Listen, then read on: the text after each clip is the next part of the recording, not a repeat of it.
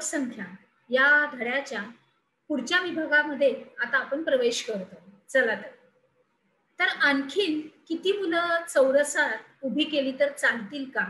आपण जो प्रयोग करत होतो, त्याचाच आढावा घेऊन आपण आता पुढच्या आपल्या विभागात प्रवेश केलेला आहे आणि आपला मुद्दा आहे पहिला, की आणखीन मुलं जर त्या चौरसात आपण उभी केली तर चालतील का? आणि मग ह्या सगळ्या वरच्या प्रश्नांच्या उत्तर जेव्हा नकारात्मक अशी येतील त्यावेळेसच आपल्या वर्गातल्या सर्व विद्यार्थ्यांना केलेल्या कृतीबद्दल त्यांची निरीक्षणं ही नोंदवण्यास सांगावी आणि वर्गामध्ये लोकसंख्येच्या घनतेच्या संदर्भाने ही चर्चा घडवून आणायची. म्हणजे हे शिक्षकांना सांगितलेलं आपल्या विद्यार्थ्यांसाठी. पण अर्थात इथे तुम्ही आपले जे सवंगडी मित्र जे असतील तर त्यांच्याबरोबर ही चर्चा करू शकता. पण दोनापेक्षा जास्त असू नयेत ते. अशा रीतीने ही चर्चा करा. आणि जेव्हा मुलं आता चौरसात उभा करायची अशी जी कृती सांगितलेली आहे ती तुम्ही आपल्या वहीमध्येच एक आराखडा असा आखून त्याच्यामध्ये बघा, की त्याच्यामध्ये मुलं कशी उभा केली तर. म्हणजे थोडक्यात सांगायचं म्हणजे आपला जो पाठ्यपुस्तकातला जो उपक्रम आहे, जो कृती आहे, ते आपण त्या ह्याच्यामध्ये आपण बघायचे, की कशी मुलं आपण बसवली तर काय होईल दाटीवाटीनं. मग त्याचं परिणाम काय होईल ही तुम्ही नोंद नमूद करायचे तुमच्या वहीमध्ये व्यवस्थित. आलं लक्षात? पुढे जाऊया आपल्या भौगोलिक स्पष्टीकरणामध्ये. पुढचं आपलं आहे की लोकसंख्येची घनता. तर आता आपण बघूया की देशातली लोकसंख्या आणि क्षेत्रफळ याचं गुणोत्तर म्हणजेच लोकसंख्येची घनता.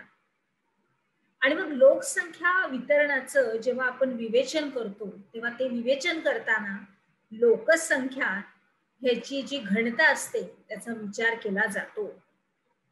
आणि मग ही जी मानता आहे, घनता आहे, तिची खालील सूत्रानुसार आपण संपूर्णपणे विस्तार त्याचा बघतो.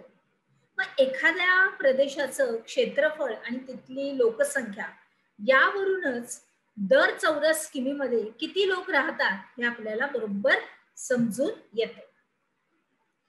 आणि सांगायचं म्हणजे अजून एक महत्वाची गोष्ट म्हणजे लोकसंख्येची घनता ही सर्वत्र सारखी नसते. कुठल्या प्रदेशामध्ये कमी असते, कुठल्या प्रदेशामध्ये जास्त असते, कुठल्या प्रदेशामध्ये मध्यम असते.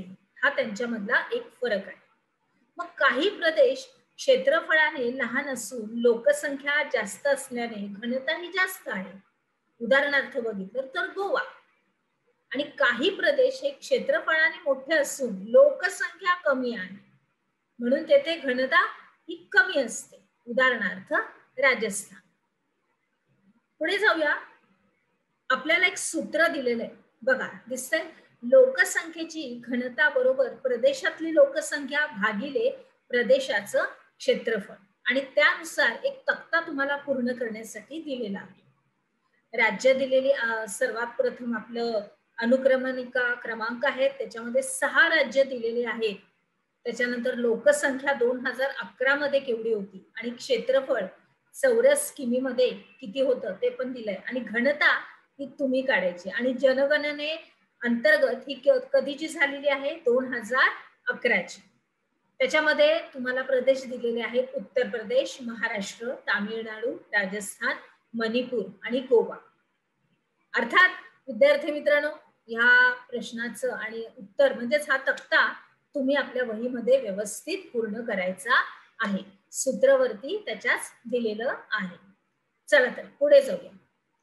करून पहा या सदरामध्ये तुमच्या परिसरामध्ये अशा 20 व्यक्ती तुम्ही आठवायच्या आहेत. किती? एकंदर 20. आणि मग खालील गटामध्ये त्यांची विभागणी करायची. पहिल्यांदा 20 व्यक्ती आठवून त्याच्यामध्ये लहान, मोठा, वयोवृद्ध, सुशिक्षित, अशिक्षित, स्त्री, पुरुष, विद्यार्थी, नोकरदार, व्यापारी, उद्योजक, बेरोजगार, गृहिणी इत्यादी. अशा प्रकारे तुम्हाला त्याची वर्गवारी विभागणी करायची आहे. आता वरील वर्गवारीतून परिसरातील लोकांची कोणती वैशिष्ट्ये लक्षात येतात? उदाहरण जर मी तुम्हाला दिलं तर आपल्या परिसरामध्ये किती सुशिक्षित माणसं राहतात किंवा किती बेरोजगार आहेत हे आपल्याला कळतं, किंवा वयोवृद्ध व्यक्ती हा किती आहेत आपल्या आसपास राहतात त्याच्यानंतर आपल्या आसपास विद्यार्थी किती राहतात हे सुद्धा तुम्हाला पटकन ह्या वर्गवारीतून लक्षात येईल.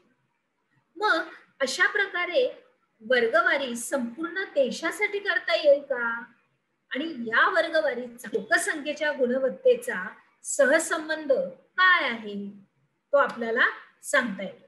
आणि मग वरील वर्गवारी करताना तुम्हाला कोणत्या कोणत्या समस्या आल्या त्याची पण चर्चा करायची आहे. अर्थात तुमचे सवंगडी मित्र असतील तर ते 2पेक्षा जास्त असू नये.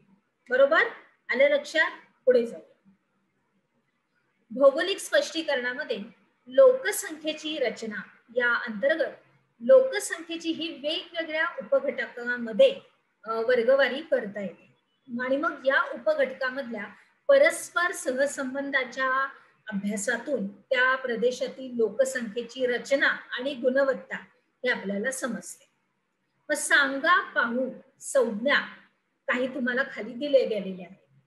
पुरुष, कुमार, निरक्षर, बालक, बेरोजगार, शिशु, साक्षर, ग्रामीण, कार्यरत गट आणि नागरी.